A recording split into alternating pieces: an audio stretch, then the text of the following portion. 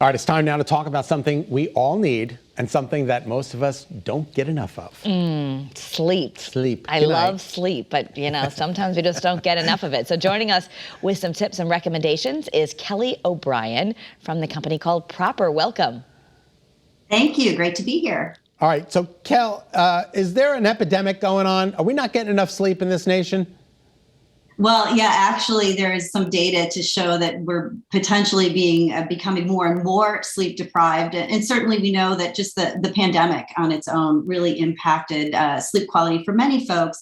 The concerns, the worries that came into play, that kind of universal stress, all of that has had some impact on our sleep.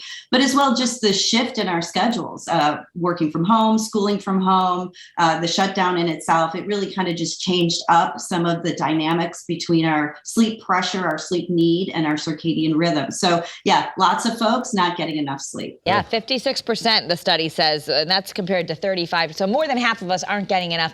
Just to set it out there, what is the recommended amount of sleep for the average person? Great question. We hear that 8 hours is the perfect amount of sleep, but of course that's an average, which means there are plenty of folks who, if they get a quality 7 hours, are going to do great, and plenty who may need closer to 9. What we do know, what the data shows clearly, though, is people who get 6 hours or fewer on a consistent basis, that's where we really start to see the negative impact on our health, both physiologically and psychologically. So what are some of the effects of not getting enough adequate sleep? What can it do to a person?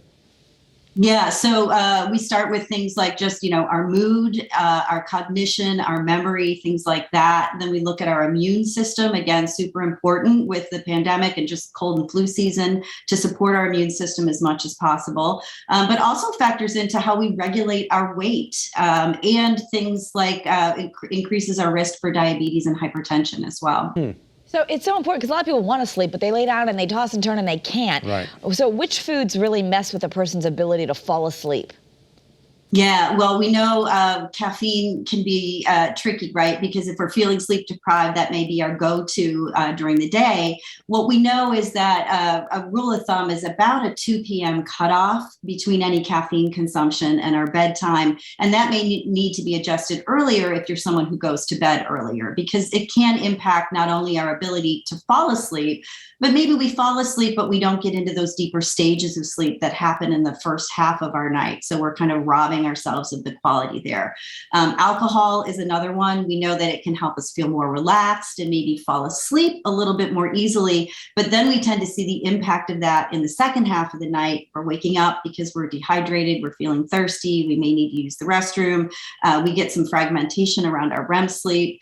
So about a 3 to 4 hour buffer between alcohol consumption and sleep. And then just in general, a high quality meal is going to be far more supportive of sleep than something that's greasy, heavy, highly processed, lots of carbohydrates. And again, keeping about a 3 to 4 hour buffer between a heavy meal and bedtime is ideal. Forgive me for asking this question, is there a thing as too much sleep? Can a person get too much sleep? Yeah, absolutely. We know that there's kind of that sweet spot where we're getting just enough of that rest and repair. And then we want to have the energy and motivation to get through our day. So we tend to see that if folks are getting too much sleep, that can manifest itself in a variety of ways. And that may be where you want to seek the help of a sleep study specialist to see what might be impacting the sleep in that regard. We only have 30 seconds left, but you have the greatest minds in the sleep industry have now come together, and you offer something called digital sleep coaching. There may be even some all-natural supplements that can help people.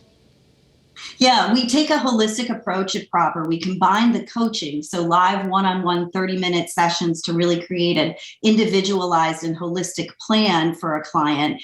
And we have these all-natural supplements that are science-backed and well-vetted in terms of quality ingredients. And we know those ingredients can help support those different stages of sleep. So the habits and behaviors combined with the supplements can be a really powerful way to shift somebody into higher quality, better sleep overall. Well, thank you, Kelly. We appreciate your time. Very informative. Sure thing. My pleasure. All right. For more information, you can visit getproper.com. Getproper.com.